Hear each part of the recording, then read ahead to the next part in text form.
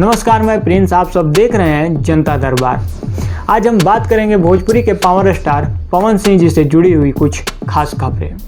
आप सभी को जानकारी के लिए मैं बता देता हूं कि पावर स्टार पवन सिंह जी ने बहुत बड़ा एक रिकॉर्ड बना दिया है। जी हां दोस्तों, ये रिकॉर्ड उनके होली गाने और होली पर आने वाले शो का है।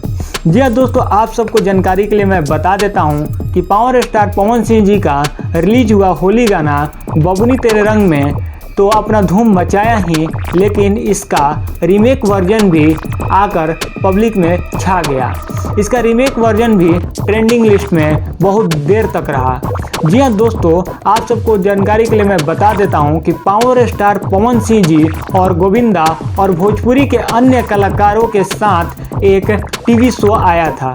जी हाँ, वो टीवी शो को टिप्स भोजपुरी पर अपलोड किया गया, जो कि अभी वो 11 नंबर पर ट्रेंड कर रहा है, जिसमें गोविंदा और पावर स्टार पवन सिंह जी ने मस्ती करते हुए नजर आ रहे हैं। उसमें गाने का बोल है, तुझे मिर्ची लगी तो मैं क्या करूं। जी हाँ दोस्तों, ये भी अभी ट्रेंडिंग में चल रहा है, वो भी 11 नंबर पर। तो इस साल भोजपुरी इंडस्ट्री में कहीं ना कहीं पावर स्टार पवन सिंह जी का दबदबा कायम